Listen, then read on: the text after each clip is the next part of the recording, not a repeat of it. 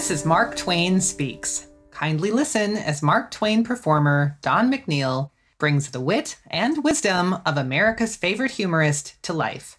Everyone is welcome, and cigar smoking is encouraged. I left off last time talking about plumbers. As I remember, I praised the plumbing profession. Profession? Well, why not? After all, when a plumber is called, they are generally expected to deal with an issue before being paid. Can you imagine if doctors and lawyers were held to this standard? God help us. I'm being signaled to move on by the sound technician. I refuse to call him a sound engineer.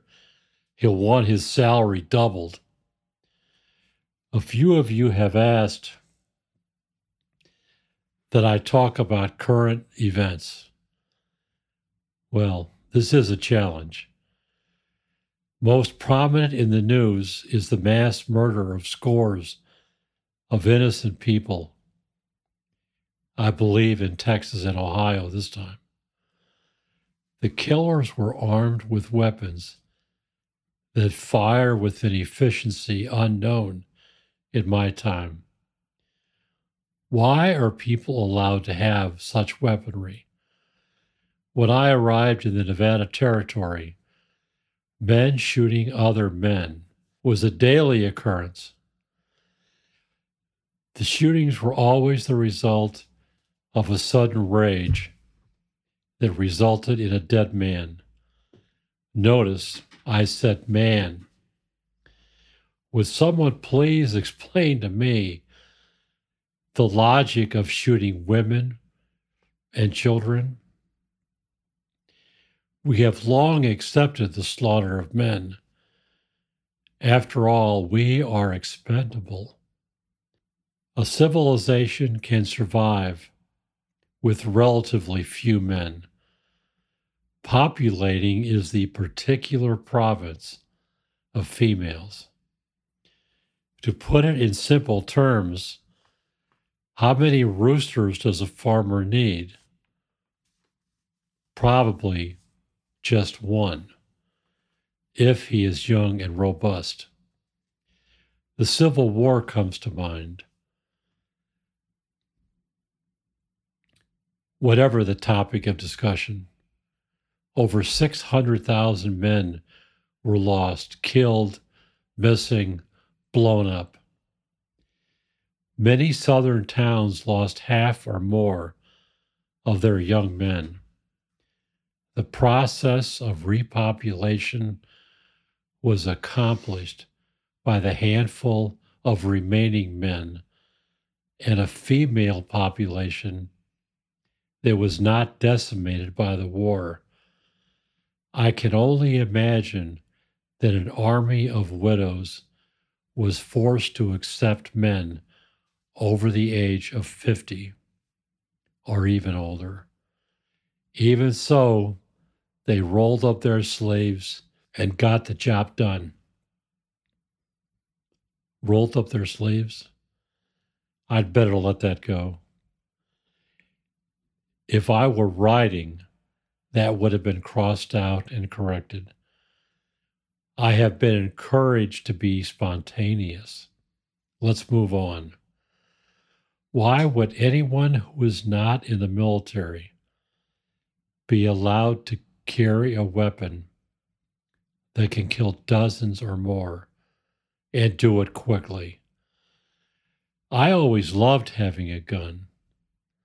When I arrived in Carson City, I was a proud owner of a little Smith & Wesson 7-shooter.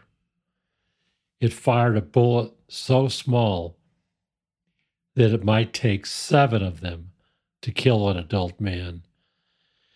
It had another fault. You couldn't hit anything with it, except by accident. I once saw a train conductor fire 7 shots at a cow. The animal didn't seem concerned, and for good reason. The conductor missed with all 7 shots, and the cow lived a long life, assuming it was not hit later by a train. In my experience, railroad personnel were notoriously bad shots. Cows and buffalo herds were always safe when conductors were holding a loaded gun. A much more accurate and expensive weapon was the Colt revolver. The Secretary of the Nevada Territory carried one. He said it was for protection against Indians. To me, the Indians seemed to threaten only those who bothered them. They didn't seem to be particularly aggressive.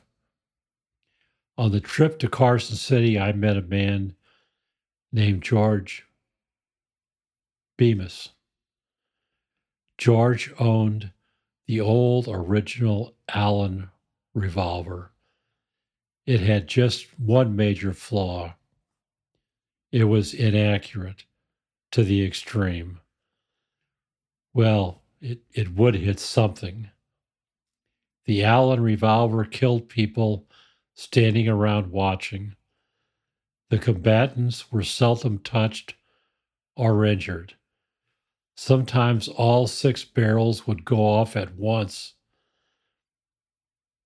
The only safe person was the one standing behind the gun. There was one animal we loved shooting at on any stagecoach trip west. That was the jackass rabbit. They seemed to be everywhere along our journey, from Kansas to the Pacific Ocean. He is well named. He is twice the size of other rabbits, with long legs in proportion to his size. He has the most preposterous ears ever mounted on any creature. When he is at rest, perhaps pondering his next meal, his ears, those majestic ears, point to the sky. In a moment, he can be frightened nearly to death by the breaking of a twig. These creatures always seemed to be present when the train or the stagecoach stopped to rest. The train conductor who failed to shoot a cow with a loaded Allen revolver could shoot a jackass rabbit every time. Even when they missed the primary target, there was always a rabbit sitting nearby who became the accidental victim. As far as I can remember, nobody ever protested the killing of these pathetic creatures. After all, they were everywhere. Even female passengers who might lament the death of a turtle showed no sympathy for the jackass rabbit. Perhaps if they were smart enough not to live on the overland trail or near the train tracks, they might survive better. I wonder if they are still so common after being shot at relentlessly. I'll have more to say about guns. I am finished talking about jackass rabbits. I think I should give them a rest. They deserve it.